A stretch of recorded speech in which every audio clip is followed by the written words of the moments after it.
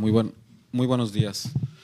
Muchas gracias por acompañarnos. Agradecemos la asistencia del público reunido en este cine auditorio para participar en la mesa de diálogo El Oro de los Tigres, colección de poesía internacional, de la Cátedra Alfonso Reyes en Madrid 2025, organizadas por la Universidad Autónoma de Nuevo León, a través de la Secretaría de Extensión y Cultura y la Facultad de Filosofía y Letras, con la colaboración de la Fundación Casa de México en España. Celebro la presencia de nuestras autoridades, el doctor José Javier Villarreal, secretario de Extensión y Cultura de la Universidad Autónoma de Nuevo León,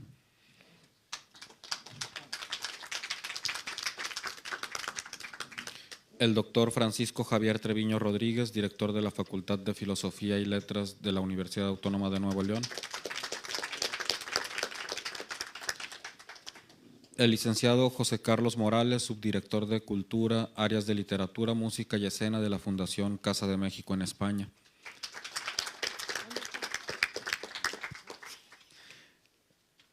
el doctor Víctor Barrera Enderle, director de la Capilla Alfonsina Biblioteca Universitaria, y el licenciado Antonio Ramos Revillas, director de la editorial universitaria de la UANL.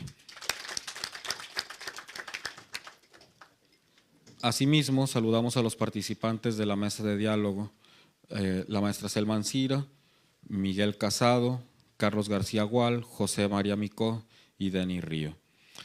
También reconocemos la asistencia de la comitiva de la Universidad Autónoma de Nuevo León, así como del público que nos honra con su presencia. Bueno, pues muchas gracias por acompañarnos en esta mesa. Les voy a compartir unas breves semblanzas de los invitados en esta mesa que nos honran con su presencia. Selma Ancira es traductora de literatura rusa y de literatura griega moderna. Estudió filología rusa en la Universidad Estatal de Moscú y posteriormente hizo estudios de griego moderno y literatura griega en la Universidad de Atenas. Ha traducido, entre otros autores, a Pushkin, Dostoyevsky, Bunin, Bulgakov y Pasternak, así como a Seferis, Ritsos, Campanellis y María Iordaniu. En 2008 recibió la medalla Pushkin, máximo galardón con el que Rusia condecora a los artistas extranjeros. En 2009 obtuvo el premio de traducción Ángel Crespo por su traducción de Viva Voz de Vida de Marina Tsvetaeva. En 2010 recibió en la ciudad rusa de Elabuga el premio de literatura Marina Tsvetaeva por sus traducciones de La Poeta, y en Koktebel, Ucrania, fue merecedora del premio literario Maximiliana Volochin. En 2022 recibió el Premio Nacional de Artes y Literatura en el campo de la lingüística y literatura. Miguel Casado es poeta, crítico, ensayista y traductor. Es autor de más de una veintena de títulos de ensayo y de poesía. Su obra poética entre 1986 y 2015 se recoge en el volumen Deseo de Realidad. Acaba de aparecer Estos Nuevos Tópicos. Ha sido traducido al francés, alemán, inglés, portugués, neerlandés y árabe. Ha dedicado sus ensayos especialmente a la poesía contemporánea y a cuestiones generales de poética. Su último título es Cosas Contemporáneas. Es autor también del ensayo biográfico Ramón del Valle Inclán y de un ciclo aún abierto de lecturas de la poesía de Fernando Pessoa. Ha traducido del francés, el portugués y el chino obras de Paul Verlaine, Arthur Rimbaud, Francis Ponch, Bernard Noël, Gustavo Cruz, Liu Xia, y ha sido miembro de la dirección de revistas como Los Infolios, El Signo del Gorrión o Hablar, Fablar de Poesía. Carlos García Gual es escritor, helenista, crítico y traductor. Catedrático emérito de Filología Griega de la Universidad Complutense de Madrid. Desde 1977 es fundador y asesor de la serie griega de la Biblioteca Clásica de Gredos, donde ha estado al cuidado de unos 250 volúmenes. Es miembro correspondiente de la Real Academia de Buenas Letras de Barcelona. Colabora habitualmente con artículos de literatura, crítica literaria y reseñas en revistas especializadas y en medios de prensa. Fue editor de la revista Historia de National Geographic, de la que actualmente es asesor. Ha brindado múltiples conferencias y cursos en universidades españolas y extranjeras sobre temas de lingüística, filología clásica, teoría de la traducción, historia de la filosofía, ciencia y literatura griegas, literatura comparada y mitología. Su amplio trabajo como traductor fue reconocido en 1978 con el Premio de Traducción Fray Luis de León por su versión de Vida y hazañas de Alejandro de Macedonia. En 2002 recibió el Premio Nacional de Traducción por el conjunto de su obra. En septiembre de 2019 fue galardonado con el Premio José Luis San Pedro por el conjunto de su labor educativa, la importancia de sus traducciones clásicas y la difusión de las humanidades que ha defendido durante tantas décadas. En 2020 le fue otorgado el Premio Internacional Alfonso Reyes, que concede la Secretaría de Cultura a través del Instituto Nacional de Bellas Artes y Literatura y la Universidad Autónoma de Nuevo León. José María Micó, poeta, filólogo, traductor y músico español. También es catedrático de literatura en la Facultad de Humanidades de la Universidad Pompeu Fabra de Barcelona. Se especializa en los clásicos de los siglos de oro y el Renacimiento italiano. En su actividad traductora destaca su participación como editor y traductor de obras clásicas italianas como De Remedis Utriusque Fortune de Francesco Petrarca, La medida del hombre, remedios contra la buena y la mala suerte, sátiras de Ludovico Ariosto y Orlando Furioso, del mismo autor, y ganadora del Premio Nacional a la Mejor Traducción. Su trabajo más reciente en este ámbito es la traducción de la Comedia de Dante. Denis Ríos, artista visual cuya práctica se centra en la producción de fotografía, dibujo y diseño editorial. Su obra explora la imagen desde una mirada sensible al paisaje y la naturaleza, integrando recursos metafóricos vinculados al cuerpo como medio expresivo y conceptual. Su trabajo ha sido expuesto en espacios como Oscilante, Malteada la Vida, Taller 3120, Escuela Adolfo Prieto, Museo del Centenario, Fototeca y el Museo Marco, entre otros. En 2018 crea el proyecto Archiva Pública, espacio que busca registrar y promover el arte de las mujeres en Nuevo León. En 2024, Acuerpar, Situar el Cuerpo, proyecto de fotografía de retrato documental de artistas con su obra. Desde su práctica como diseñadora, ha desarrollado múltiples publicaciones para la Universidad Autónoma de Nuevo León, además de colaborar activamente con marcas nacionales en la creación de archivos fotográficos y documentación visual. Bueno, pues es un honor tener esta mesa para dialogar hoy sobre la colección de poesía internacional El Oro de los Tigres, que como ustedes saben es una colección que rinde homenaje a la faceta de Alfonso Reyes como traductor, una colección que funda la maestra Minerva Margarita Villarreal y que hoy dirige el doctor José Javier Villarreal. Antes de comenzar la mesa, me gustaría mencionar al equipo que realiza esta colección, porque como quienes han trabajado con nosotros saben la dedicación, el trabajo, el esfuerzo que hay en este equipo. Por ejemplo, en este número pues tenemos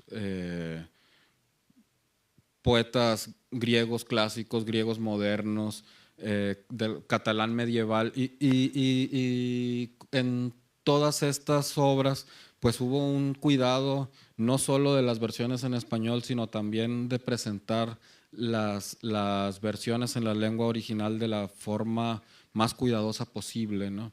Entonces, me parece que no podíamos comenzar esta mesa sin mencionar a este equipo que, por supuesto, dirige el doctor José Javier Villarreal y que tiene siempre todo el respaldo del doctor Víctor Barrera Anderle como director de Capilla Alfonsina Biblioteca Universitaria.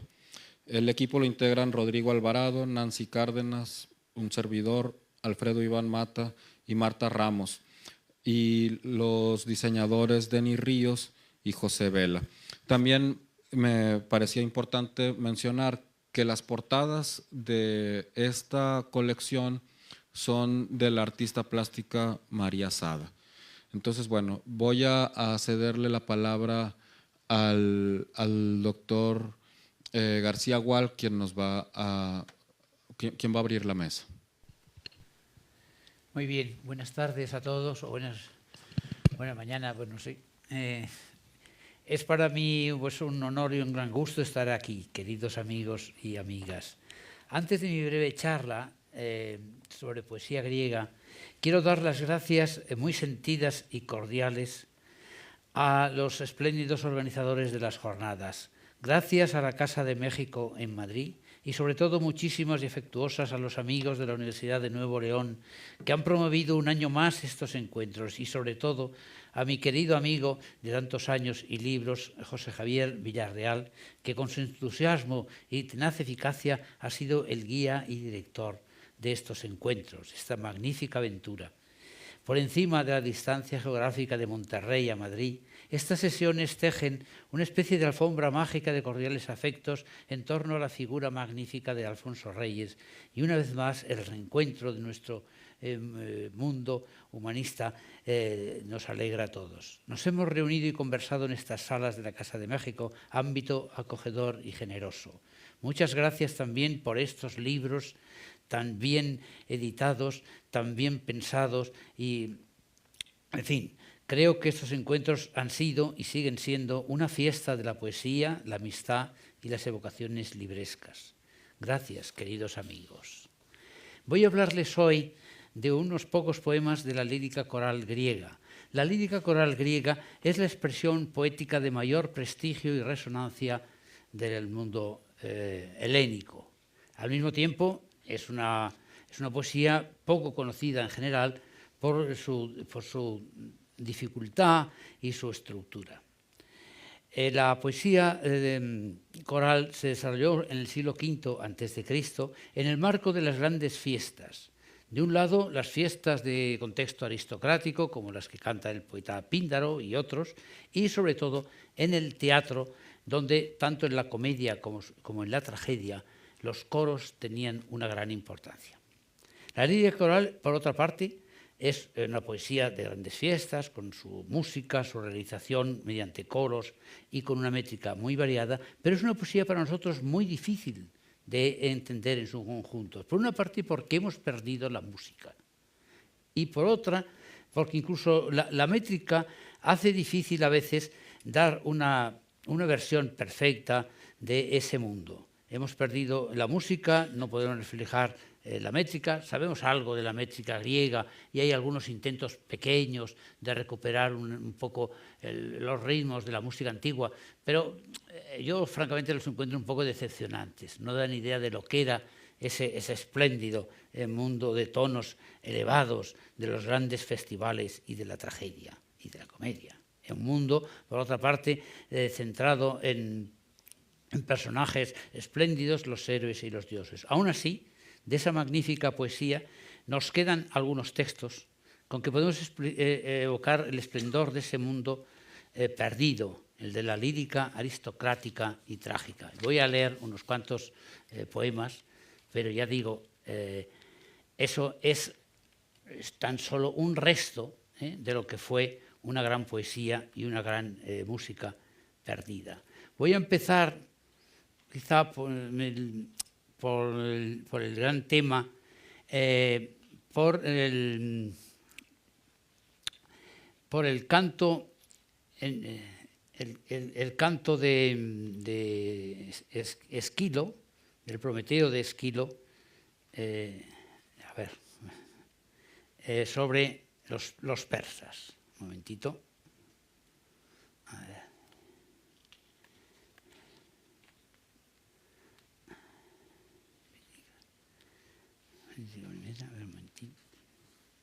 Los persas.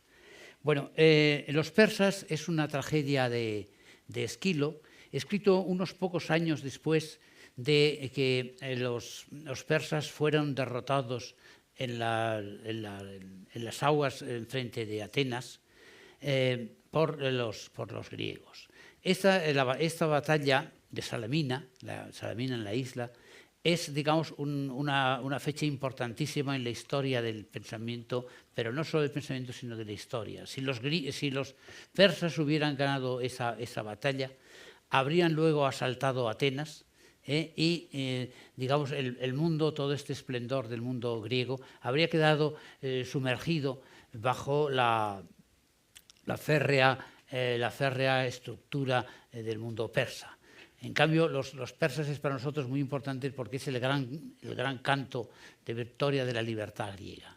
Pero lo curioso de esta tragedia es que Esquilo quiso evocar ese gran momento, pero no hablando de la victoria de los griegos vencedores, sino del dolor de los vencidos. Alguien ha dicho que este es el único canto de victoria, de una victoria en toda la historia, que tiene una grandeza propia, porque no evoca, como digo, la gloria de los vencedores, sino el dolor de los vencidos. No de los propios persas que cayeron en la batalla, sino el dolor de las madres y los padres persas que vieron partir el gran ejército y no volvieron a verlo nunca más.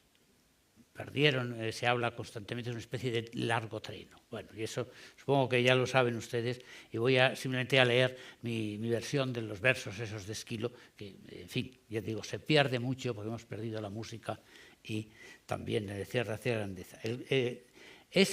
Sucede en el mundo persa, y en la ciudad persa el corifeo, que está constituido por los viejos de la ciudad, cantan el dolor de los persas que han perdido a sus jóvenes y a sus magníficos guerreros. Es Esquilo, más o menos 481. Oh Zeus soberano, que ahora has destruido la expedición de los esforzados y numerosos persas, cubriendo de tenebrosa congoja las ciudades de Susa y de Ecbátana. Muchas madres, desfogando sus llantos, humedecen sus pechos con sus lágrimas, desgarradas en un inagotable dolor. Los persas, con tiernos lamentos, se angustian por la ausencia de sus esposos y abandonando sus lechos de suaves telas y los placeres de su juventud, gimen con sollozos inagotables, las persas.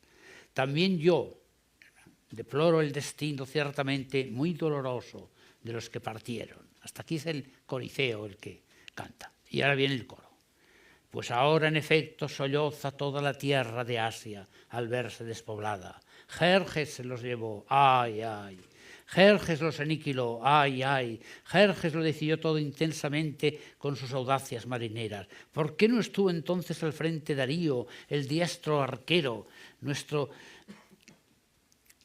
gran rey, sino este monarca dañino para sus ciudadanos? ¿Por qué no estuvo Darío tan amado en Susa? Pues a los guerreros y a los marineros las naves de alas de veras oscuras se los llevaron, ay, ay. A las muertes los llevaron, ay, ay, las naves contra los abordajes mortíferos de los combatientes jonios. A duras penas pudo escapar nuestro propio rey, según hemos oído, a través de las llanuras de Tracia y el duro invierno. Y los atrapados fatalmente por la apresurada muerte, ay, ay, en las orillas de la isla de Cicreo yacen amontonados, solloces, rechinan los dientes y la lanza tus aullidos de dolor hasta el cielo. ¡Au! Lanza su grito dolorido el fúnebre coro, machacados por el terrible oleaje, ay, ay, sirven de alimento a los hijos sin voz de la mar incorruptible. Es el lenguaje de Esquilo. Los hijos sin voz de la mar incorruptible son los peces. Ay, ay, llora su dueño el hogar vacío, y los padres sin hijo sus penas infinitas, y los viejos escuchan angustiados todo este inmenso dolor. A lo largo de la tierra de Asia las gentes ya no se regirán por las leyes persas, ya no aportarán los tributos debidos a sus soberanos, ni se prosternarán obedientes, pues todo el poderío real se ha perdido. Ya no se mantendrá la lengua de los súbditos en los límites fijados por la obediencia. Queda suelto el pueblo para hablar libremente, porque la fuerza del rey ha perecido. Ensangrentada en la costa y batida por las olas, la isla de Ayante pone freno al poder de los persas. Bueno, esto lo lamentaba el coro, el coro de ancianos persas. Y yo creo que esto es una grandeza y muestra, digamos, la magnanimidad del mundo griego. No se evoca, pocas veces, no sé si hay algún otro canto en la historia de Occidente, por ejemplo, en que para celebrar una victoria se escuche la voz de los vencidos, el dolor de las madres, el dolor de los viejos que ya no verán regresar nunca al ejército. Es una muestra de Esquilo, ¿no? De la grandeza de pensamiento y la magnanimidad del mundo griego. Bueno, voy a buscar otro poema muy diferente, no quisiera pasarme, que es el poema de Píndaro. Píndaro, ya saben, escribió una especie de odas triunfales. Píndaro escribió mucho. Había como 14 libros de Píndaro, se nos han conservado solo 4, que son los 4 que celebran victorias en los Juegos de Grecia, píticos, olímpicos, nemeos y tal, otros más, ¿no? Y es una poesía muy difícil. Hay que decir que es una poesía muy difícil porque Píndaro es un poeta que evoca como en chispazos diferentes momentos. Es un poeta que luego cambia rápidamente de escenarios, y tiene una fuerza en griego que no puedo expresar en nuestro castellano. Y voy a empezar, no lo voy a entero, la Pítica primero celebra la victoria que en Delfos logró Hierón de Siracusa con la carrera de carros. Hierón triunfó varias veces, Hierón con sus caballos, ¿no? Él era simplemente el que pagaba el carro. Triunfó en varios juegos, en estos, que son los píticos, incluso a un año más tarde en los olímpicos, que son más importantes y que también tenemos cantados por diversos poetas griegos. Pero bueno, este principio es interesante dentro de la pobreza que representa una traducción, porque da idea de cómo el pensamiento de Píndaro evoca imágenes diversas. Empieza hablando de la lira, de la música, del Olimpo, y luego, poco después, va a pasar a hablarnos del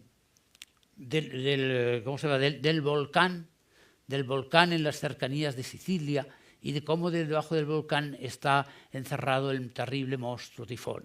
Voy a leer las primeras estrofas y luego lo dejaremos. Luego habla un poco ya del vencedor, etc. Pero lo magnífico de esta poesía es que es una poesía realmente de una imaginación y de un colorido verbal en griego. El castellano no lo da bien. En griego, por ejemplo, recuerdo, el griego empieza Grisea Formings, la lira de oro.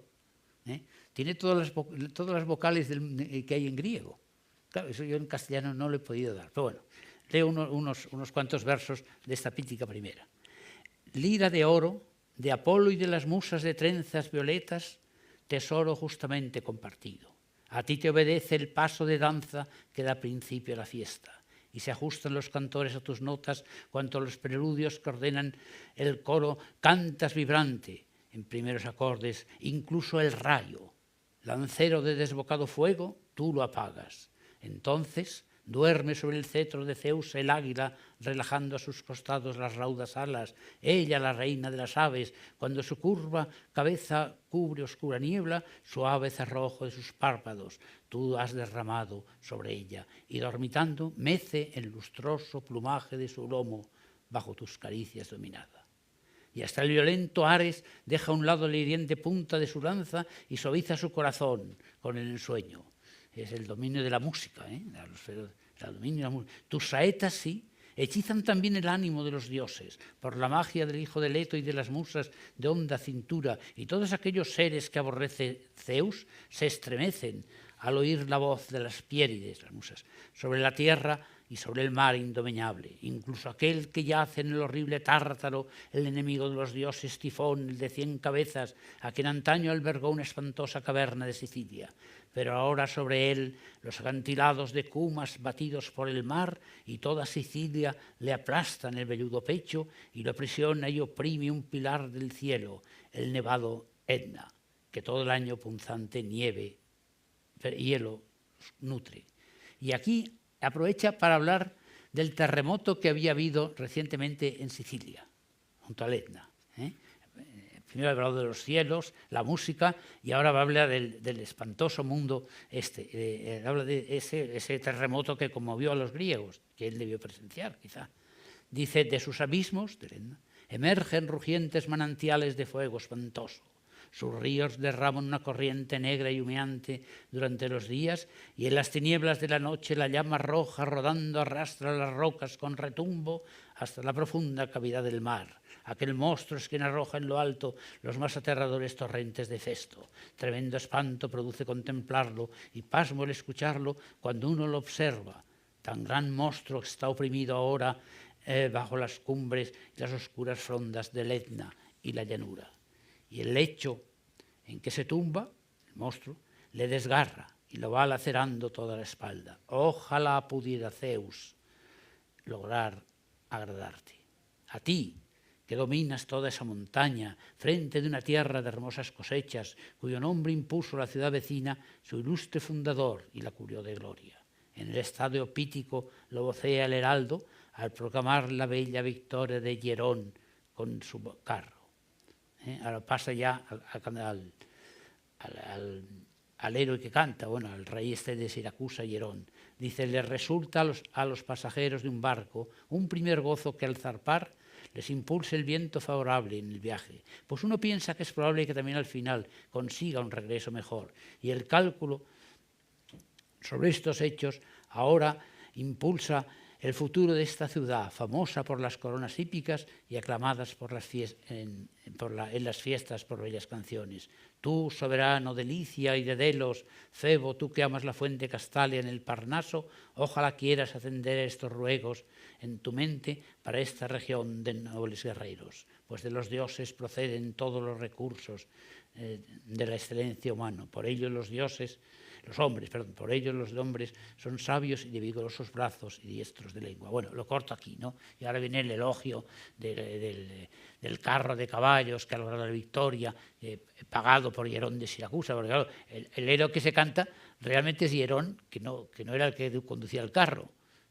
Recuerden ustedes esa hermosa estatua de la auriga de Delfos, que es un conductor de esos carros, sino el dueño de los caballos. Bueno, y voy a uno más simplemente para cambiar de tono. A ver.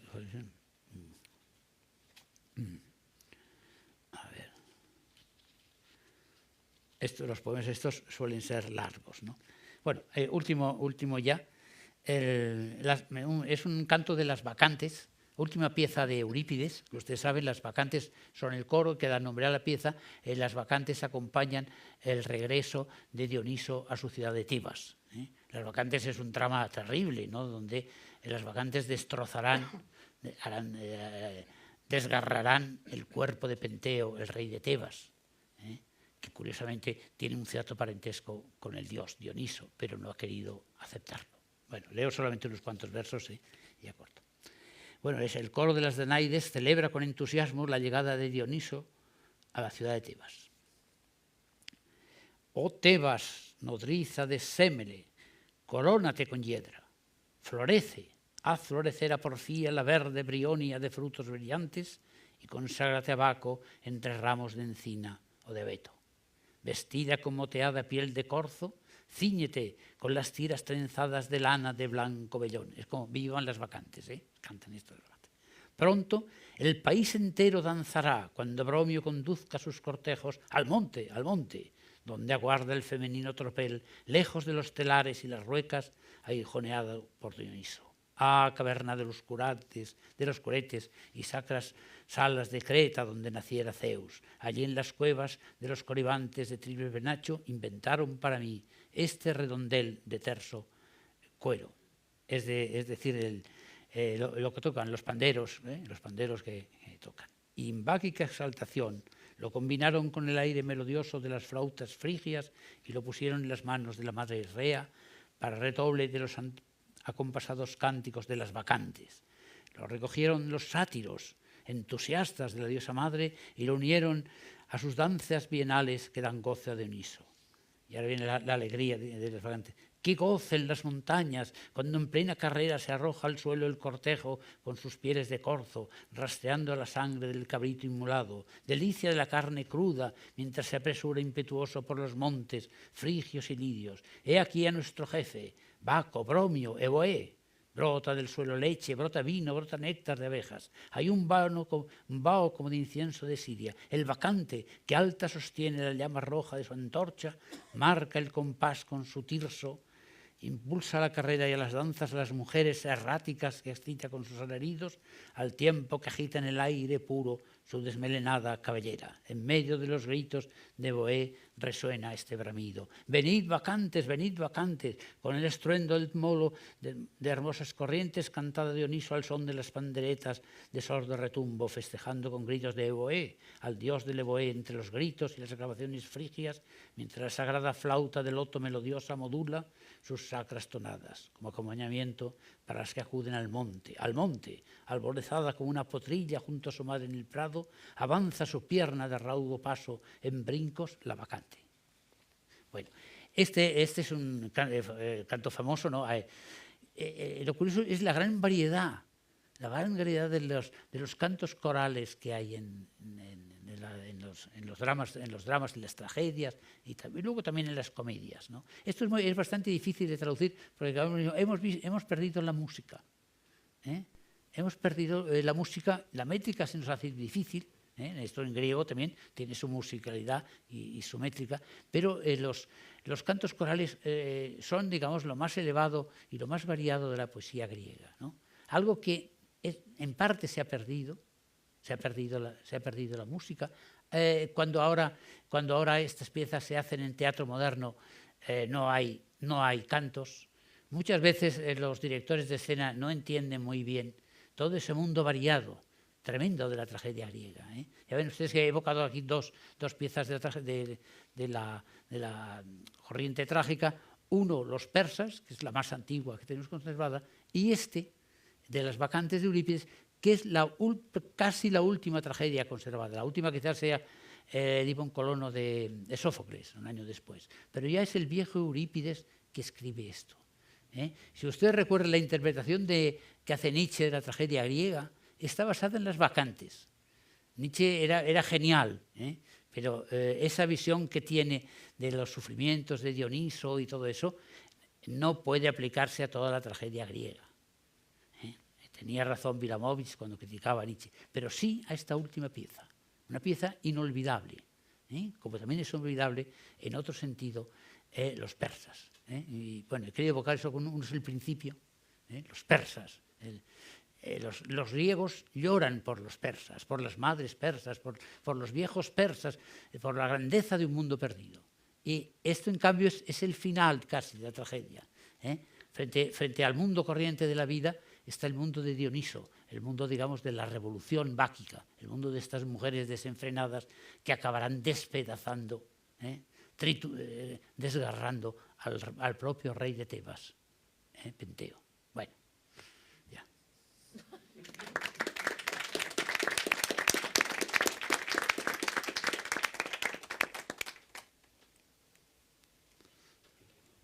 Muchas gracias. Muchas gracias al maestro Carlos García Gual por sus palabras y por su participación en este número de la colección El Oro de los Tigres. Y bueno, ahora le vamos a dar la palabra a Selman Cira, quien ahora nos compartió una traducción de Ritsos, pero es ya su segunda colaboración con El Oro de los Tigres. En su momento también nos compartió una traducción de Marina Svetayeva que también nos gusta mucho. Y le damos la palabra. Gracias, Carlos. Yo ya iba a coger. Bueno, pues muchas gracias por estar aquí, por acompañarnos hoy y sobre todo yo quiero dar las gracias porque es la segunda vez que participo en la Cátedra Alfonso Reyes en Madrid. Suscribo palabra tras palabra los agradecimientos que hizo Carlos, no los voy a repetir porque ya los escucharon, pero como si los repitiera. Estoy muy agradecida por la invitación que me hizo José Javier y por el trabajo de todo el equipo que verdaderamente los que hemos colaborado con El Oro de los Tigres sabemos cuánto cariño, cuánta implicación, cuánto compromiso hay en cada una de las personas que hace posible la publicación de estos libros. Como dijo Carlos, hace años traduje acompañada de un poeta, porque yo no soy poeta para traducir verso rimado y medido. Trabajo siempre con un poeta mexicano que probablemente ustedes conozcan, Francisco Segovia. Hicimos una versión de varios poemas muchos poemas de Marina Tsvetaeva que se publicaron en bilingüe en un librito también precioso. Esta vez, como les comentó Carlos, yo me muevo entre dos universos. A veces estoy en el universo ruso, a veces estoy en el universo griego. Y como en el oro ya había una colaboración perteneciente al mundo ruso, para esta ocasión, cuando me invitó José Javier, pensé, bueno, ahora griego. De eso estaba segura, de que quería hacerlo griego. Y después me puse a pensar que el poeta que yo traduzco sin ayuda de Francisco es Yanis Ritsos. Es un poeta que escribe verso libre, y en el verso libre yo me siento cómoda. Entonces decidí que haría Ritsos para esta nueva colaboración. Y viendo las posibilidades de traducción, decidí, casi llegó, ¿no?, que haría la Ifigenia de Ritsos, en un guiño evidente a la Ifigenia de don Alfonso Reyes. Ifigenia forma parte de 17 monólogos que conforman una colección que se llama La Cuarta Dimensión. Les voy a contar algo pequeñito. Cuando yo conocí a Ritsos, estaba estudiando en Atenas, remóntense por favor, hay quien no habría nacido, pero los que sí, a 1982. Yo estaba en Atenas, descubrí, paseando por una librería, un libro súper bonito, un formato muy grande, con dibujos y una grafía espectacular, y lo compré, porque además el título era precioso. Se llamaba Sueño de un mediodía de verano. Ya solo por el título uno puede comprar el libro. Me gustó tanto, y mi griego de ese entonces era incipiente, estaba estudiando. Incipiente no, un escalón para abajo de incipiente.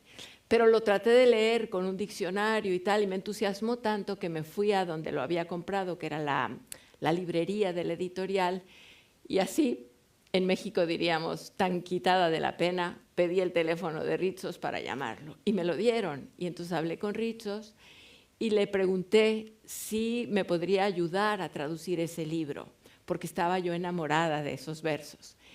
Y ese fue el inicio de una larga colaboración con Ritsos, en la que él me explicaba verso tras verso qué le evocaba cada verso, y finalmente ese trabajo, esa colaboración con ese gran poeta vio la luz en el Fondo de Cultura Económica cuando el gran don Jaime García Terrés me aceptó el poema para publicarlo.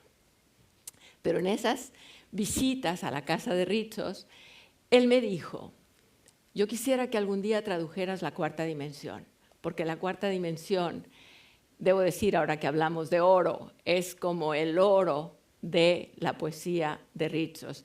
Es un oro aquilatado en 17 distintos volúmenes que tienen como tema principal figuras de la mitología griega. Quiero decir que son, no sé, Agamenón, Orestes, Helena, Crisótemis, Ismene, Áyax. Y yo he traducido muchos de estos monólogos para mi editorial en España, que es Acantilado, que me han publicado siempre en unas versiones, en unos libros también muy bonitos. Pero por esa suerte, ¿no?, que de la vida, Ifigenia estaba sin traducir. Entonces, cuando me invitó José Javier, dije Ifigenia, punto. Y me puse a leer Ifigenia de don Alfonso Reyes también obsesivamente, como sabemos leer los traductores, una y otra vez y otra vez.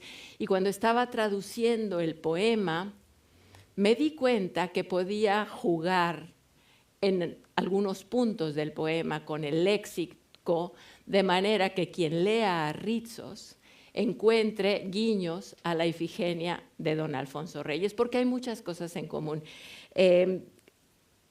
Ritsos, en un momento dado, dice, no voy a encontrar ahora la cita, sí, en un diálogo entre Ifigenia y Orestes, dice don Alfonso Reyes que se había atrevido sin remedio al anacronismo.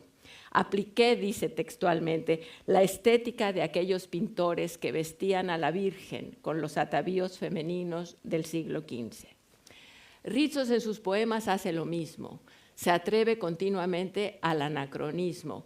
Nos trae al poema, a Perséfone, por ejemplo, que es uno de mis poemas preferidos.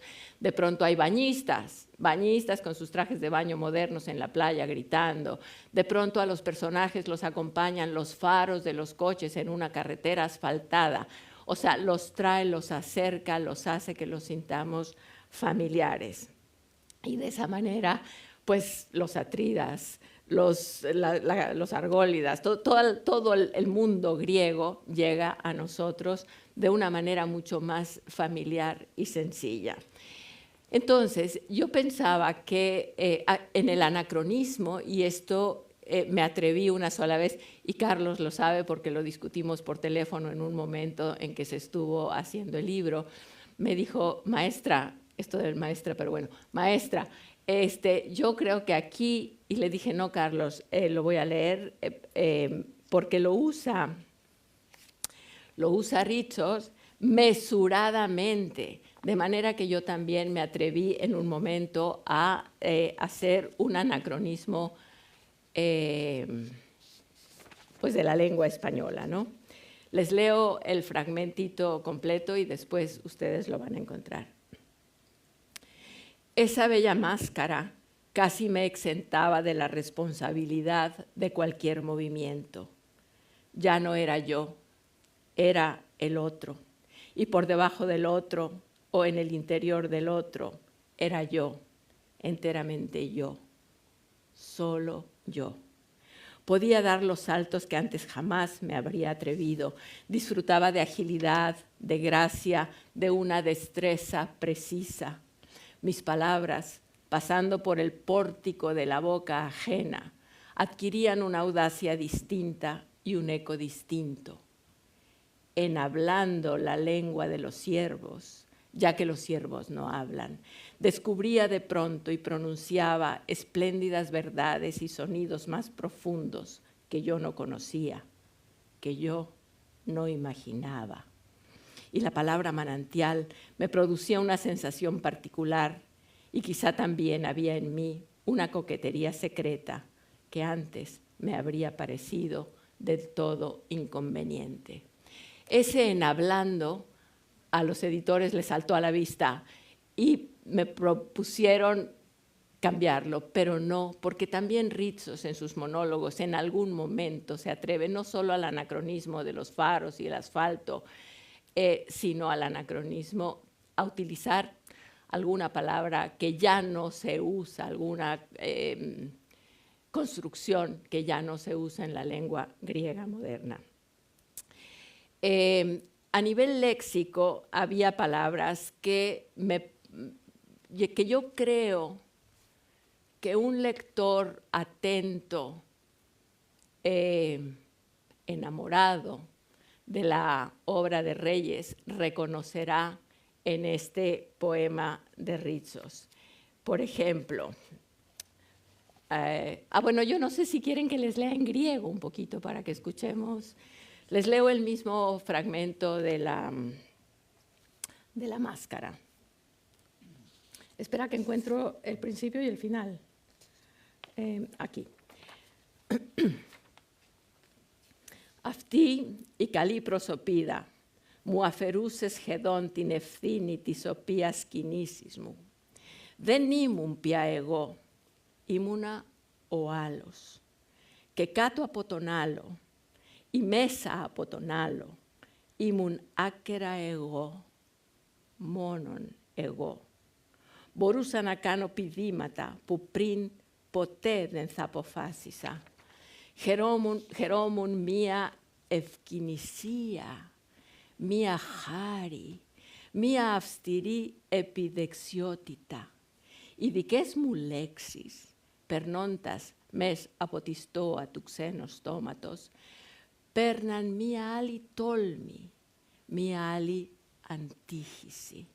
Μιλώντας τη γλώσσα των ελαφιών, μία και τα ελάφια δεν μιλούν, ανακάλυπτα απρόσμενα και πρόσφερα καταπληκτικές αλήθειες και ήχους βαθύτερος που δεν τους ήξερα, δεν τους φανταζόμουν. que hija mia estis idieteri, dislexis pigi, que hizo sacomi mia corfi, filaresquia puprin zatinebrisca, olotela, anarmosti semena. No los voy a cansar con más griego, pero yo creo que valía la pena que se escuchara el griego aquí.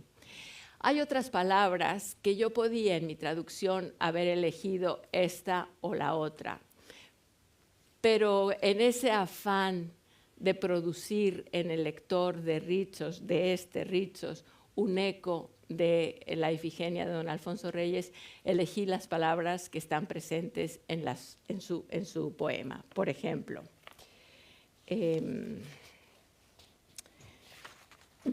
a ver, lo sé, le dice, porque en este poema está Ifigenia. A ver, un momento. Todos estos 17 poemas están enmarcados por una acotación en prosa. Luego viene todo el poema que se desarrolla con solo 2 personajes, la persona que está hablando a una persona que está siempre muda y que solo es el escucha, digamos. Y termina otra vez con una acotación teatral. Ni yo ni nadie en Grecia, porque lo he buscado por todos lados, sabe si Ritsos escribió estos poemas solo para ser leídos, respetando los silencios, respetando el ritmo de su prosa y poesía, o para ser representados. Y se han representado mucho. De hecho, hemos visto en México una versión de Ismene fabulosa. Ayer hablábamos de mi queridísimo amigo Emilio Carballido. En el Festival de Emilio Carballido logré que trajéramos a una actriz griega, Marianthi Sontaki, que hacía una Ismene extraordinaria. Y el público en México aguantó, disfrutó y aún recuerda una versión en griego moderno de una Ismene. Claro que llevaba subtítulos, pero fue fascinante, ¿no? En todo caso, están enmarcados, digamos, que la prosa enmarca la poesía, haciendo Ritsos así, de esa manera que todo esté presente en todo el universo, ¿no? El universo de la prosa y la poesía, de la literatura, esté presente en sus monólogos. ¿Qué iba a leer? No me acuerdo. El léxico. Entonces, por ejemplo, aquí, ¿no? Dice, este es uno pequeñito, dice: etéreos los leones de piedra de la puerta, si soplas, se desplazan, se van, y la puerta no se cae porque no hay ninguna puerta para entrar ni salir. Solo la ropa mojada que cuelga de la cuerda ondea con un resabio de conquistada indiferencia. Un lector atento de Reyes seguramente recordará un resabio de memoria. Por ejemplo, hay la palabra, hablando de los cabellos, a ver, él dice hirsutos, híspidos. Dice, a cualquier hora entraban en nuestra alcoba hombres desconocidos, autoritarios, se quitaban sus grandes sombreros, no por respeto, sino por motivos propios. Se arrellanaban en el sofá, ponían sus sombreros sobre las rodillas, tal vez ocultaran algo ahí dentro, tal vez los híspidos pelos de sus manos o el tibio vapor de su cabello. En la Ifigenia de don Alfonso Reyes leemos: oh, cabellera híspida que no puedo peinar. Y así no los canso más, porque además creo que ya se me acabó mi tiempo. Hay guiños léxicos, hay guiños sintácticos a la Ifigenia de don Alfonso Reyes, y es una manera así que yo tuve de rendir tributo a un autor mexicano que es muy cercano a mí, que quiero mucho, y a un autor griego que me ha acompañado desde el lejano 1982. No sé si quieren que comentar algo más o hay alguna pregunta. Si no, cedo la palabra a José María Mico. A José María Mico.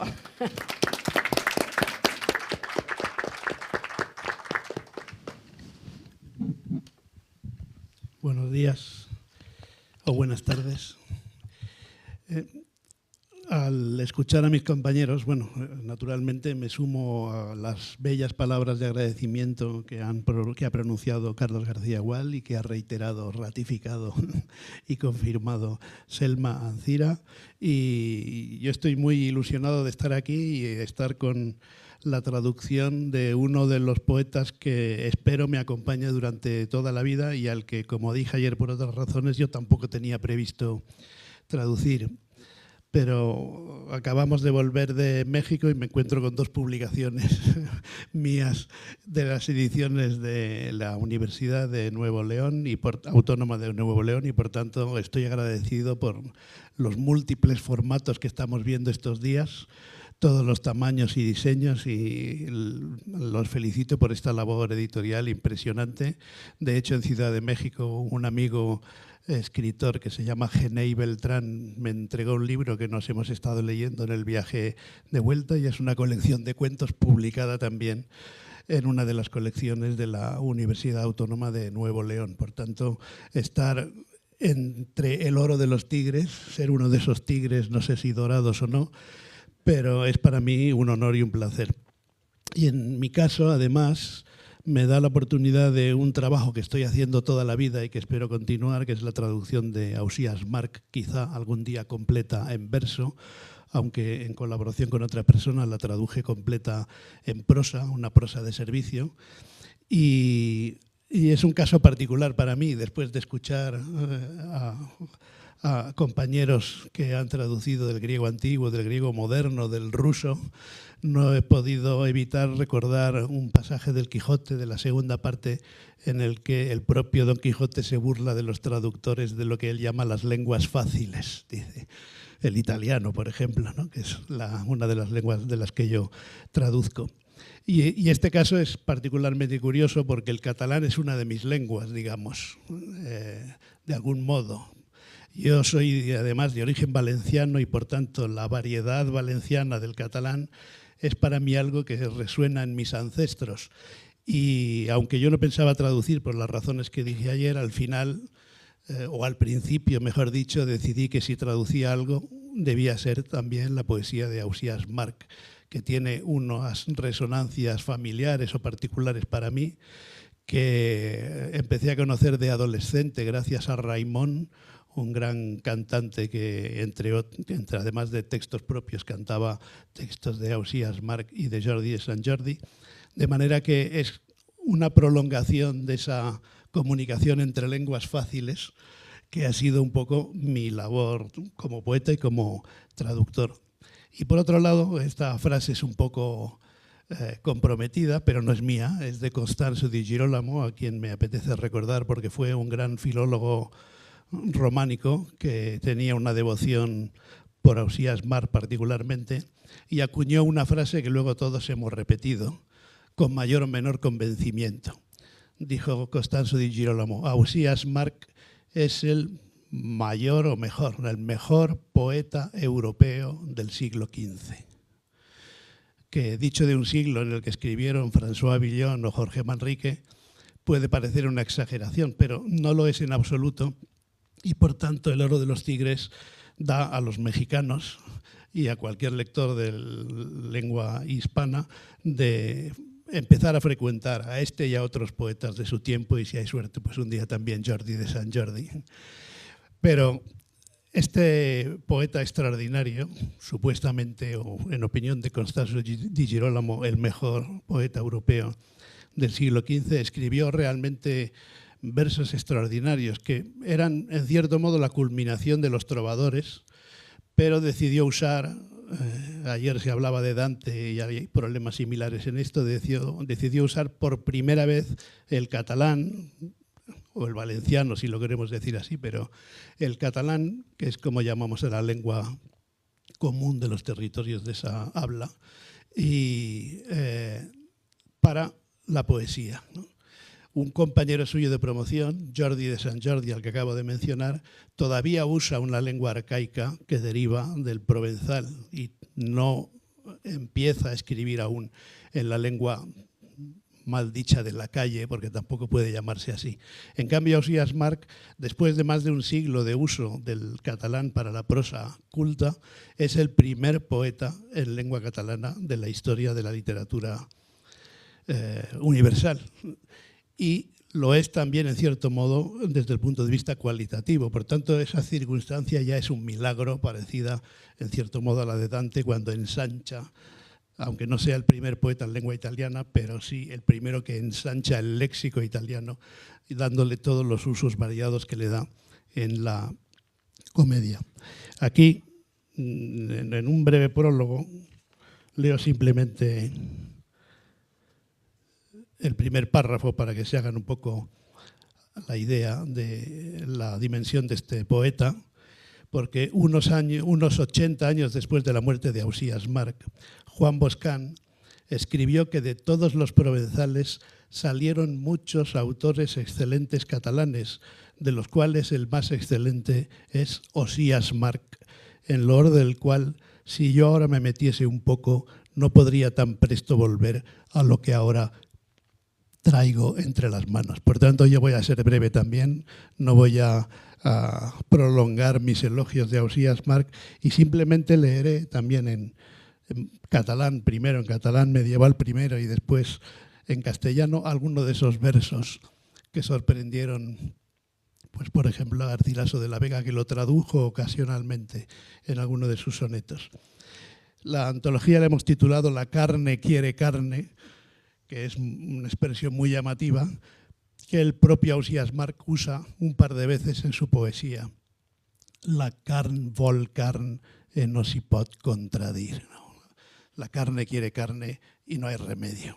Pues bien, este verso puede ser un buen modo de resumir la poesía de alguien que, aunque recogió los tópicos, los motivos, incluso algunas coletillas, los hábitos del secreto amoroso, del señal de los trovadores, plena de seny, lir entre cars, amor, amor, que son los tres señales fundamentales de su poesía, renovó de tal modo la expresión, con una expresión directa, a veces incluso agramatical, llena de anacolutos, que es una pesadilla para los traductores, dicho sea de paso, y que hace que sea un lenguaje completamente nuevo en el panorama literario de su tiempo.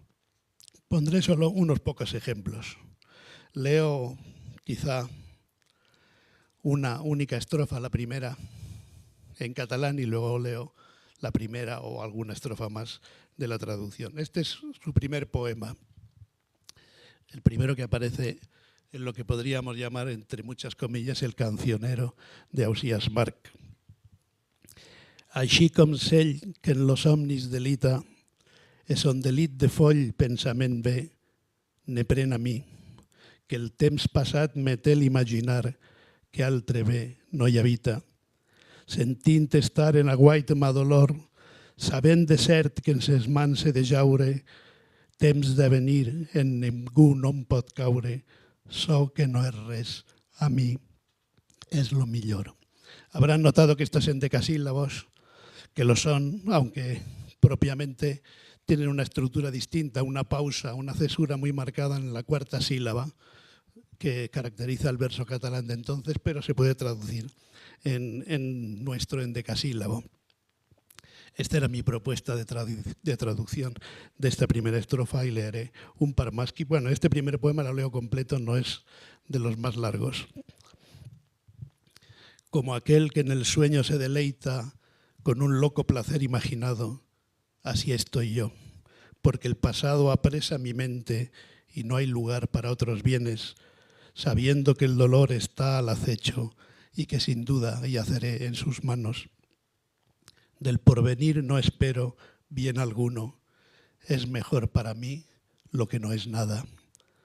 Amo con desmesura lo pasado, que es no amar nada, porque ya se ha ido. Con este pensamiento me deleito, pero sin él aumenta mi dolor, como le ocurre al condenado a muerte que lo sabe hace tiempo y se conforta, y haciéndole creer en el indulto, lo llevan a morir sin un recuerdo. Si Dios quisiese que mi pensamiento muriese y mi vivir pasase en sueños, Mal vive aquel que el pensamiento tiene por enemigo, que su mal le aviva. Y cuando le concede algún placer, hace como la madre, que si el hijo le pide entre sollozos un veneno, es tan loca que no sabe negárselo. Mejor sería soportar mi pena que mezclar un contento tan pequeño con aquellos tormentos que me impiden salir de este placer imaginado. Ay, mi alegría se convierte en pena y aumenta mi dolor tras el reposo, como enfermo que ansía un buen bocado y alimenta tan solo su dolor. O como el ermitaño que hace tiempo que no sabe del mundo y que no añora a los viejos amigos, pero un día uno de ellos acude por azar, renueva los placeres más remotos y convierte en presente su pasado. Cuando se va, lo deja con su angustia. El bien que huye llama al mal a gritos. Toda cordura, si el amor es viejo, la ausencia es el gusano que lo roe, a no ser que se oponga a la firmeza y no se preste oído al envidioso. Bueno, Ausías Marc y otros poetas de su generación fueron los primeros que leyeron, sin quizá tener mucha idea del gran avance que supone el Canzonier de Petrarca como libro, pero ya tienen algunos ecos petrarquescos. Y eso hizo que, retrospectivamente, los poetas españoles como Garcilaso, Jorge de Montemayor y otros hicieron una lectura más petrarquista incluso de Ausías Marc de lo que él mismo había previsto. Por eso otro poema, el 39, en algunas ediciones y en bastantes manuscritos antiguos, aparece en primer lugar, porque es una especie de poema prólogo. Y en cuanto lea su inicio, los aficionados a la poesía barroca del siglo de oro recordarán a Villamediana, cuando dice aquello de nadie escuche mi voz y triste acento, de suspiros y lágrimas mezclado, si no es que tenga el pecho lastimado de un dolor semejante al que yo siento, ¿no? Villamediana apela a aquellos que sienten su mismo dolor, que es en definitiva un motivo también petrarquista, pero lo dice de un modo que hace inevitable el recuerdo de este inicio del poema 39. Qui no és trist de mos dictats no cur. O en algun temps que sia trist estat, el qui és de mals passionat per fer-se trist no cerque lloc escur. Llija mos dits mostrant pensa torbada, sense algun art eixits d'hom foraseny, i la raó que en tal dolor m'empeny, amor ho sap, quin és causa estada. Quien no esté triste, quien no lo haya estado nunca, que no se ocupe de mis versos. Y aquel a quien los males atormenten, no busque oscuridad para estar triste. Lea mis turbadísimos escritos, hijos sin arte de un desatinado, y la razón que a tal dolor me empuja, la sabe amor, que ha sido su causante. Un poema muy famoso, he leído solo la primera estrofa, pero así dejo que ustedes busquen las demás y las lean. Uno muy famoso gracias a Raimon, quizás sea la versión musical más feliz de un poema de Ausías Marc, es este que empieza Vélez Events, que además desde el punto de vista fonético y anafórico y sintáctico es extraordinario también, y bueno, léxico también, porque aquí aparecen los nombres de los vientos y siempre hay dificultades para decidir cómo traducir alguno de ellos. Vélez events han mos desig complir, faent camins dubtosos per la mar, mestre i ponent contra d'ells veig armar, xaloc llevant los deuen subvenir, amb llurs amics lo grec i lo mitjorn, fent humils precs al vent tramuntanal, que en sol bufar lo sia parcial, i que tots cinc complesquen mon retorn. Bullirà el mar com la cassola al forn, mudant color l'estat natural, e mostrarà voler tota res mal que sobre si atur un punt al jorn. Grans e pocs peix a records correran e cercaran amagatalls secrets, fugint al mar on són nodrits e fets per gran remei en terra eixiran. Son las dos primeras estrofas de este poema que leo ahora, quizá añadiendo una tercera, y con esto terminaré, del poema 46. Velas y vientos cumplirán mi anhelo, abriendo inciertas sendas por el mar. El mestral y el poniente se le oponen, pero el levante y el jaloque, unidos al amigo gregal y al mediodía, ruegan humildemente al tramontano que su soplo les sea favorable y que los 5 logren mi regreso. Hervirá el mar como cazuela en horno, mudando su color y su apariencia, y mostrará su odio a toda cosa que se pose sobre él solo un instante. Huirán los peces grandes y pequeños y buscarán secretos escondrijos, escapando del mar en que crecieron, a la tierra saldrán para salvarse. Los peregrinos en sus rogativas 1000 ofrendas de cera harán a coro. El miedo alumbrará muchos secretos que al confesor jamás son revelados. En el peligro no os olvidaré. Haré votos al Dios que nos ha unido, porque mi firme voluntad no mengüe y en todo tiempo me seáis presente. Tiene además Ausías Marc unos poemas muy extensos de diverso cariz. Hay uno, el 87, que decidí poner aquí a pesar de su extensión, porque es su exposición de la doctrina del amor, de los 3 amores en realidad, el amor carnal, el amor espiritual y lo que él llama a veces el amor mixto, que sería el ideal, ¿no? Pero que en la práctica implica pecar, ¿no? Y por tanto esa carne que quiere carne irremediablemente es una de sus obsesiones. Y luego hay un largo poema de carácter espiritual que también está aquí, el número 105, que nos da esta dimensión tan personal y tan universal a la vez de quien quizás sea el mejor poeta europeo del siglo XV. Muchas gracias.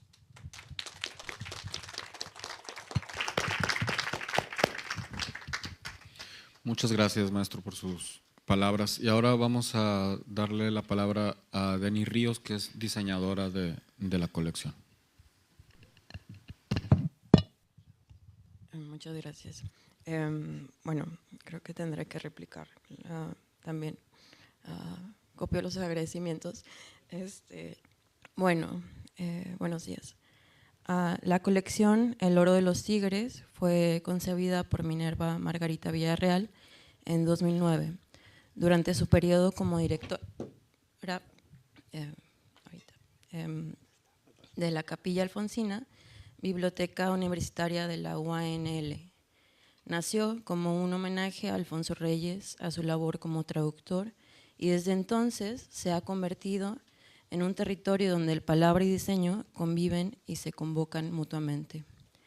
El diseño de la colección estuvo a cargo de Marta Hoyos González Luna y, como sucede con cualquier objeto que posee un valor cultural, poético y simbólico, la colección se resguarda en una caja ilustrada con un tigre, un guiño a la mascota universitaria, al equipo de fútbol de la UANL y, por supuesto, al poema de Jorge Luis Borges, El Oro de los Tigres. Desde el primer tomo, los elementos visuales han sostenido una conversación constante con la palabra escrita. Borges dice: con los años fueron dejándome los otros hermosos colores, y quizás sin proponérselo, la colección parece responderle con una secuencia cromática que abraza el tiempo. La primera caja fue dorada, la segunda plateada, la tercera se tiñó de lila y otras ediciones exploran el verde, el rojo, el naranja y otros.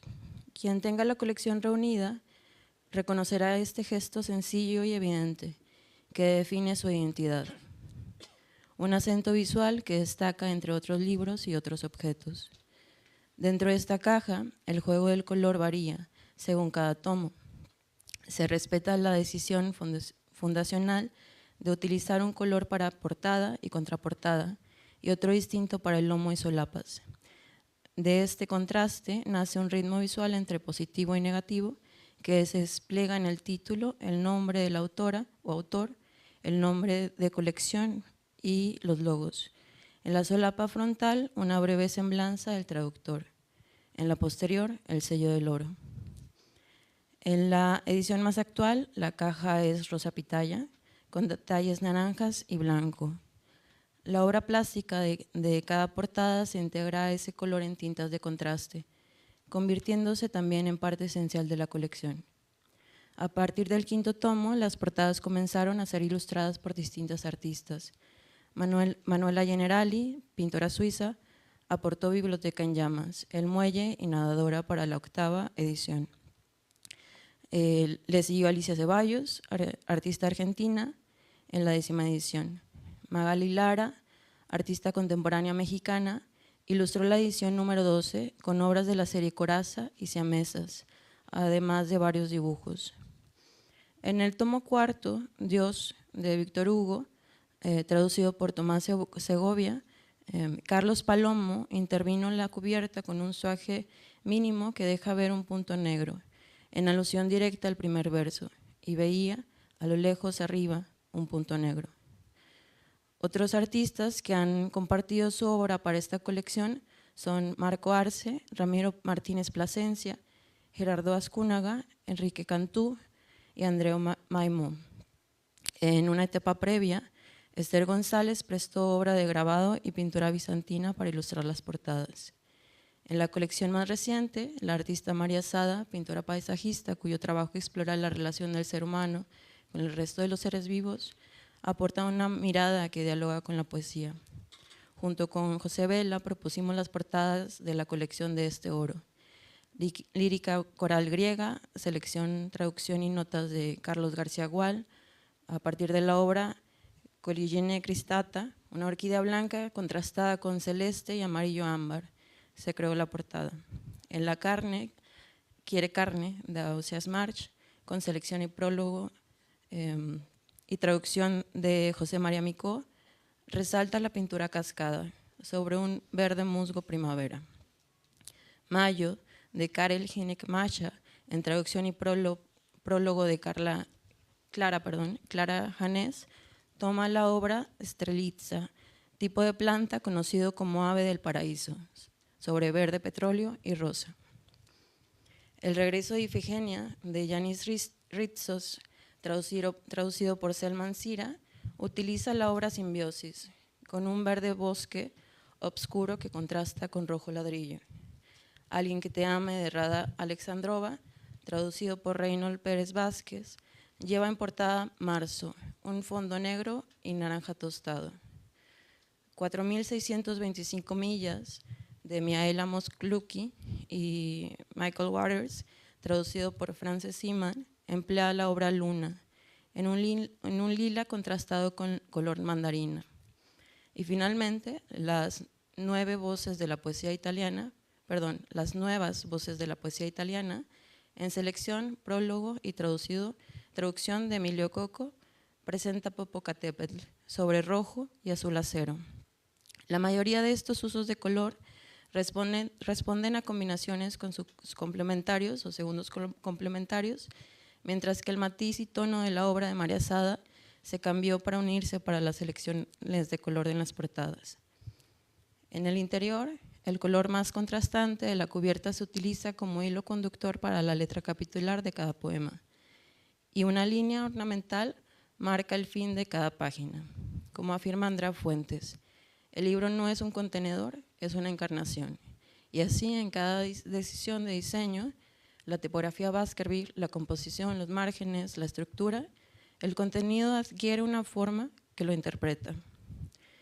En las últimas 3 colecciones he trabajado en la formación El oro de los tigres, procurando sostener la línea de diseño de Marta Hoyos González Luna. Cada libro presenta retos distintos y a la vez exige una continuidad. Mostrar con claridad la obra de las artistas, evidenciar texturas, destacar detalles, jugar con el color sin perder uniformidad. Porque esta colección, además de sus intenciones académicas y poéticas, es también una apuesta estética. una forma de pensar el libro como objeto, como territorio de la mirada y del pensamiento. Una colección accesible, comprometida con la difusión de la poesía, pero también con la idea de que la forma presade, convoca y encarna sentido.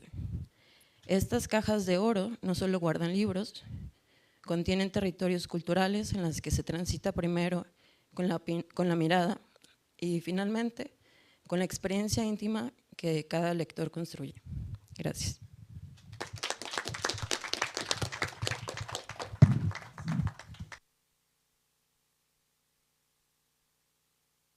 A Denny por sus palabras.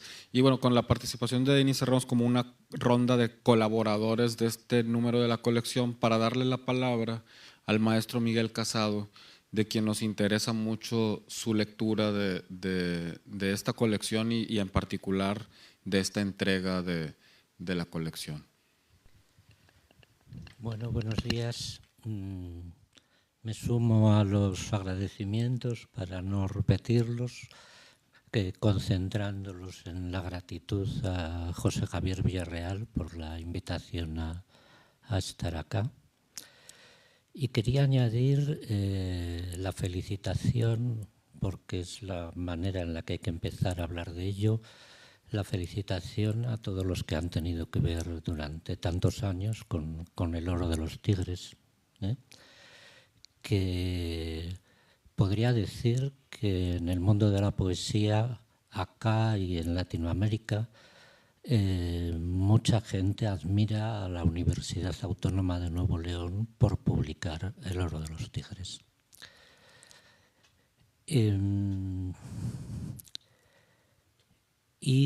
Quería decir algo que en realidad no tenía previsto, pero se desprende de lo que hemos estado escuchando y presenciando aquí, y se me ofreció como una evidencia que en realidad la colección, aparte de ser una colección de poesía internacional única, verdaderamente, es un elogio y un reconocimiento de la labor de los traductores como pocas.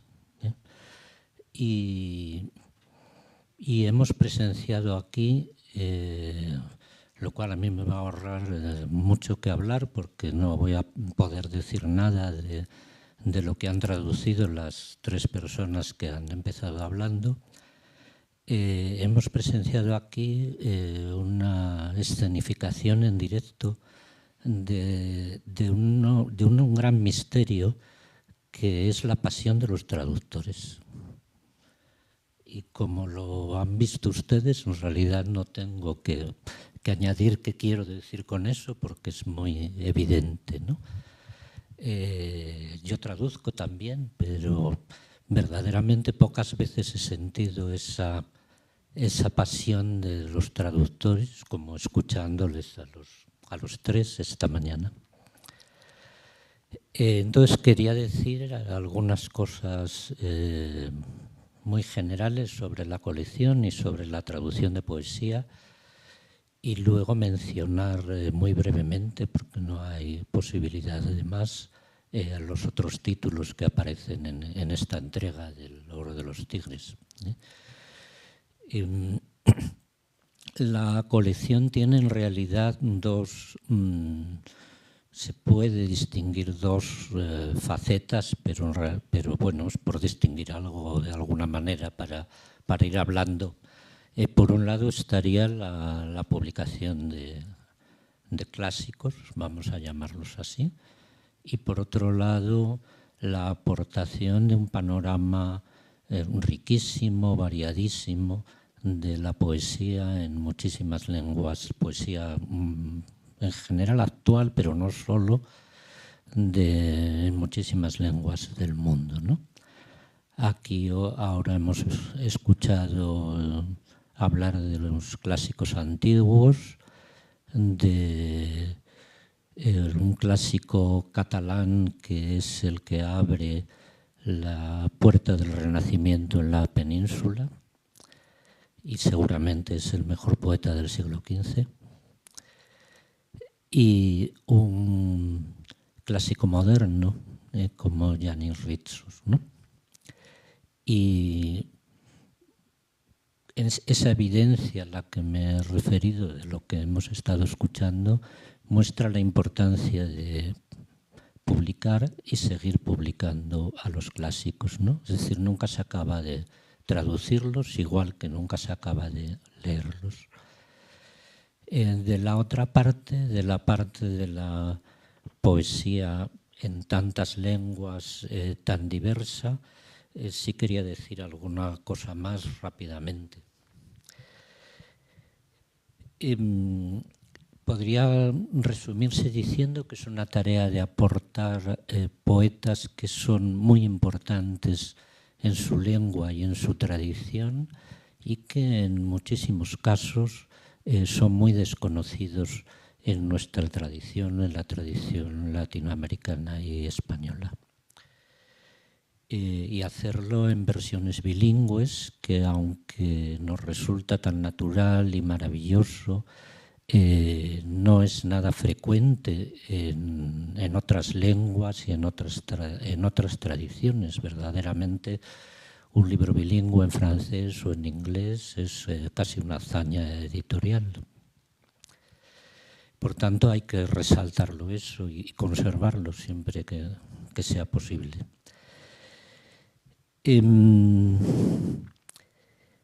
Esa tarea de aportar poetas que pueden ser muy importantes en su tradición y que son desconocidos o prácticamente desconocidos para nosotros, no es nada fácil. El problema no es solo traducir, es trasladar de un país a otro no solo la lengua, sino también los gustos, las jerarquías, los criterios canónicos o disentir de ellos, introducir una lectura personal diferente, teniendo en cuenta problemas de los que no se suele hablar mucho, por ejemplo, el desarrollo desigual de las tradiciones nacionales. Verdaderamente hacemos unos esquemas de lo moderno, de lo contemporáneo, de las tendencias, de los ismos, pero el desarrollo de la tradición de cada lengua y a menudo de cada país es enormemente desigual. Son muy frágiles esas equivalencias que hacemos entre unos países y otros. Y apreciar eso, transmitir eso, es verdaderamente difícil. Interviene mucho el azar, intervienen mucho los factores personales y es una gran obra reunir esta diversidad tal como se ha ido componiendo a lo largo de los años. Y más en este momento donde yo creo que aumenta a gran velocidad el predominio del inglés en las traducciones, es decir, incluso en las lenguas consideradas más chauvinistas y más cerradas al exterior, se traduce del inglés de una manera absolutamente predominante, ¿no? Me llamó la atención en la antología de poesía italiana, en el prólogo que hace el traductor Emilio Cocco, cómo se refiere a esto, ¿no? Diciendo que está mucho más cerca de los poetas jóvenes italianos Oden que Mario Lucci, por ejemplo. Entonces, el que se mantenga esa diversidad me parece otra cosa no solo necesaria, sino admirable.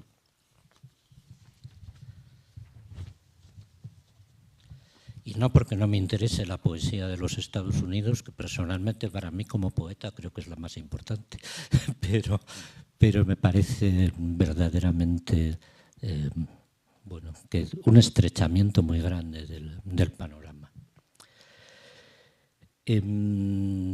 Quería hablar también un momento de la importancia de leer traducciones, porque esto no se suele tener en cuenta. Yo creo que para la formación de un poeta es fundamental la lectura de traducciones de poesía. Que la lectura de traducciones, porque claro, los poetas, aunque sean unos genios, hablan una lengua, dos, tres. La lectura de traducciones es un mecanismo que de pronto sitúa la lectura de poesía en otro lugar, ¿no?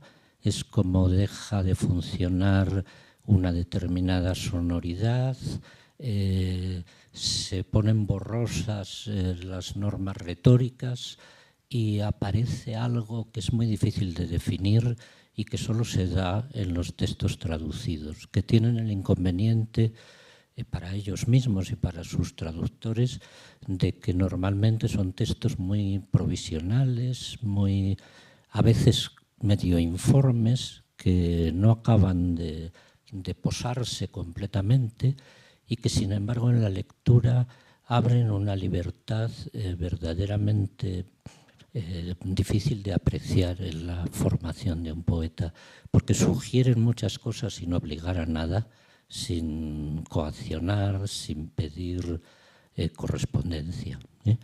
Mi experiencia personal, que puede ser la de, yo creo que bastantes personas que tuvieran 20 años, por ejemplo, en los años 70, la avalancha de traducciones que se produjo en España en los años 70 y 80, en el momento en que empezaba a agrietarse la dictadura de Franco y en que luego cayó completamente,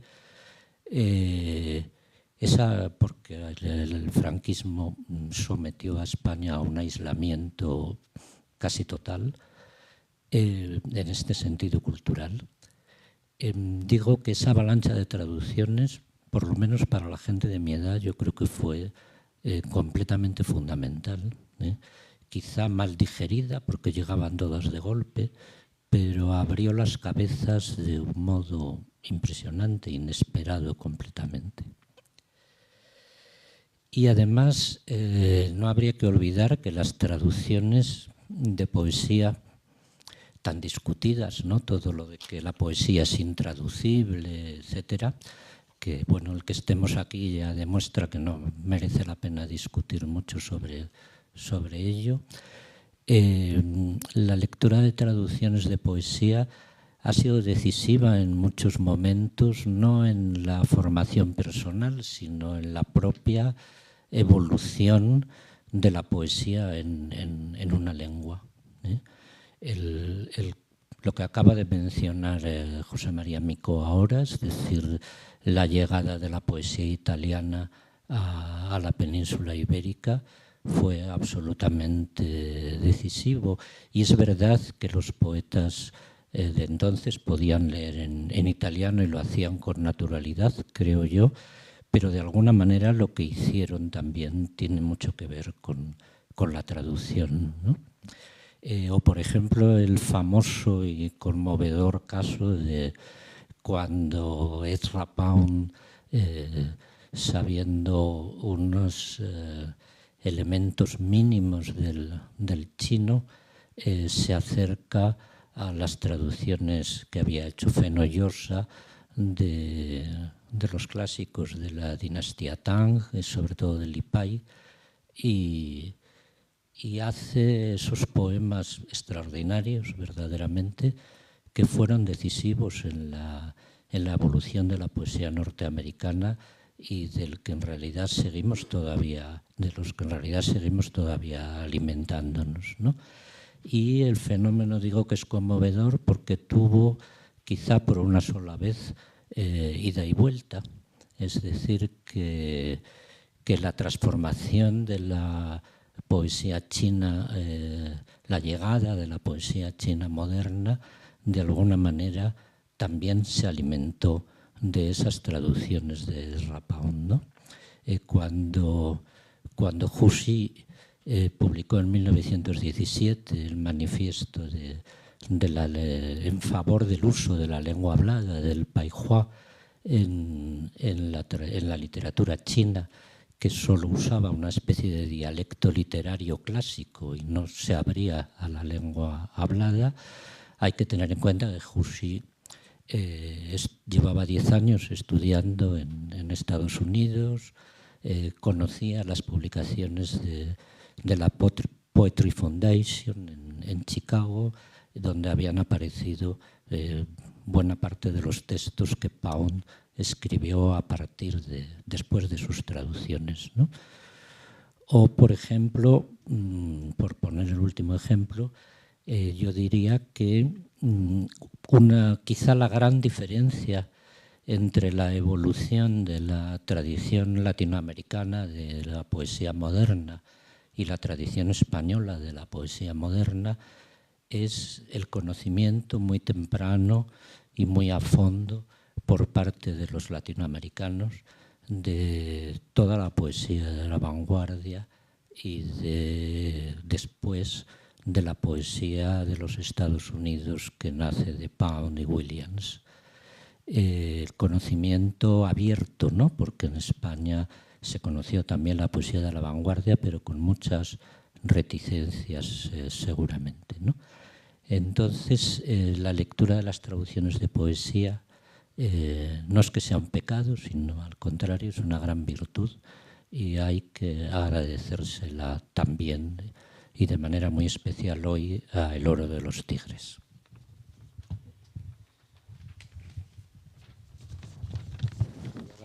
Si puedo pasar la página. Sí. No me hace falta.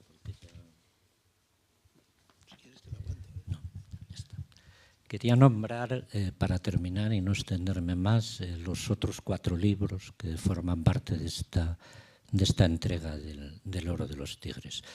Y tendría que empezar por Mayo, de Karel Hynek Mácha, poeta checo del romanticismo.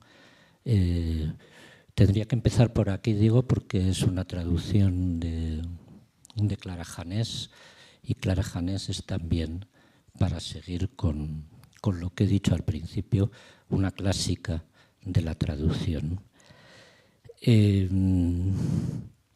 Este poeta Mácha, que imagínense, que seguro que no se dice así en checo,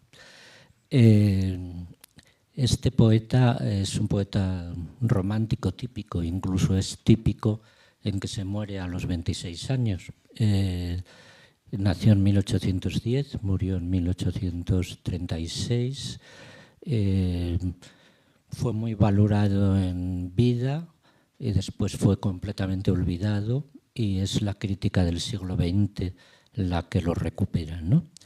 Y una de las cosas más emocionantes de este libro, Mayo, es un largo poema que reconocemos inmediatamente con características románticas, pero muy especial. Digo que una de las cuestiones más emocionantes que hace Clara Janés es crear en torno al libro, con muy pocas palabras al principio y al final, un espacio de diálogo entre Mayo, este poema, y Vladimir Holland.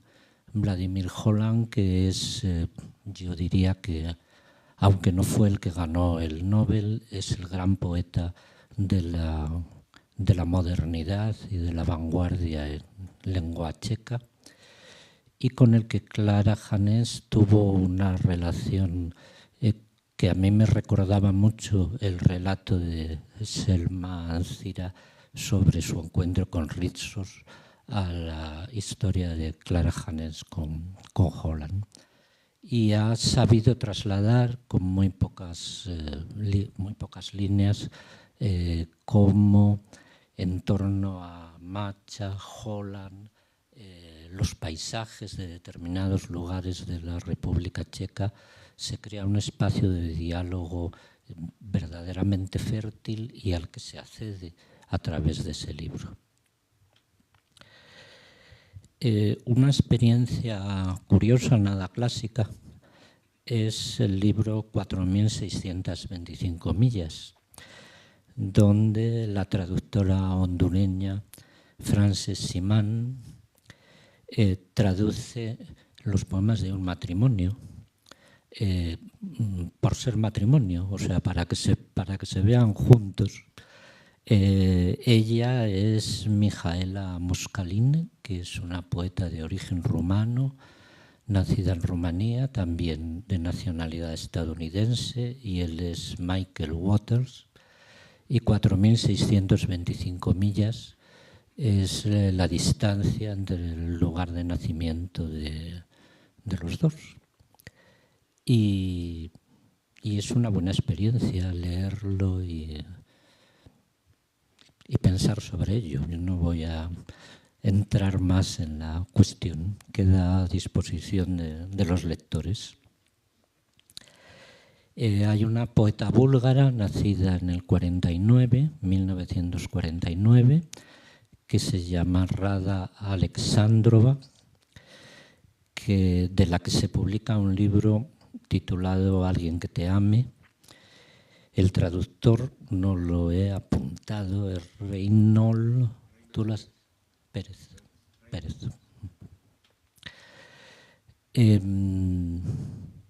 Bueno, es un libro muy especial dentro de toda la serie, extremadamente sencillo,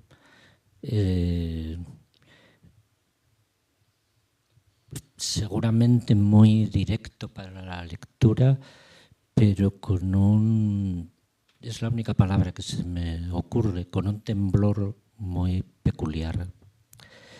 Hay una observación de la existencia siempre concreta, siempre perceptible, propia o ajena, esa existencia, y a la vez es una continua celebración de la vida y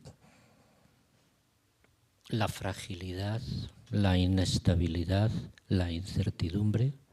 Siempre están presentes el no saber, el faltar, y la mezcla de esas dos cosas, ¿no? De la celebración y de ese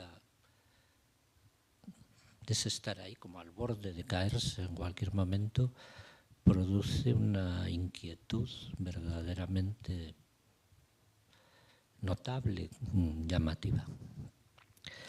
Y el cuarto libro es una antología de la poesía italiana actual que se titula, muy extensa, de 300 y pico páginas, que se titula Las nuevas voces de la poesía italiana, y que es una propuesta de Emilio Cocco, que ya ha tenido otros libros en El oro de los tigres, y que en 2023 ya había publicado Las grandes voces de la poesía italiana en el siglo XX.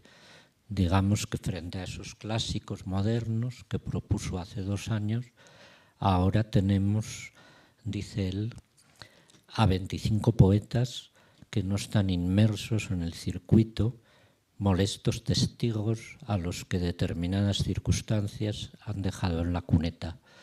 Es un poco sorprendente esta valoración, está bien para resaltar que que no son canónicos, digamos, pero la verdad es que si se lee el currículum que pone delante de cada poeta, no se ve que estén en la cuneta ni que sean verdaderamente gente tan aislada, ¿no? Yo creo que en ese sentido son poetas muy interesantes, así en una lectura como la que se puede hacer con prisa. Hay un número de poemas de cada uno, que no son muchos, pero hay 6, 7 poemas, que son bastantes para la cantidad de poetas. Y no puedo, claro, hablar de la poesía porque son 22, pero sí me llama la atención esa sensación que tiene Emilio Cocco de que están en la cuneta, que es una expresión tremenda, la verdad. Y que luego cuando lees la biografía de ellos, pues unos dirigen una editorial, otros dirigen una revista, han publicado muchos libros, están presentes en muchísimos eventos culturales, y es verdaderamente una reflexión de la poesía actual, porque una de las cosas más características, creo yo, de la poesía actual en todos los países es la falta de la falta de un espacio común. Es decir, no hay un espacio común de intercambio, de diálogo, de difusión, no hay un circuito, sino que hay muchos espacios compartidos por bastante gente cada espacio, que están completamente superpuestos y que se comunican malamente. Y ahí están todos, digamos, superpuestos, flotando unos al lado de otros, y es un fenómeno interesante con el que no se puede hacer mucho más que observarlo, pero es bueno pensar sobre él. Y en este sentido, otra cosa que pasa, y termino con El oro de los tigres, es que se puede pensar mucho sobre la poesía siguiendo toda la trayectoria de la colección. Muchísimas gracias.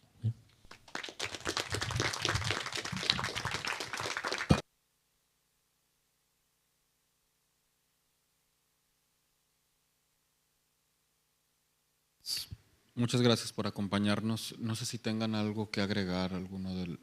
¿Diálogo con el público?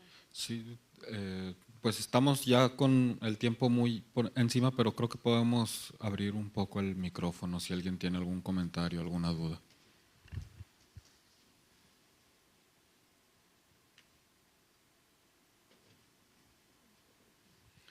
Bueno, pues entonces reiterar el agradecimiento por su compañía. Hoy a las 7 en la librería Juan Rulfo cerramos la cátedra Alfonso Reyes en Madrid.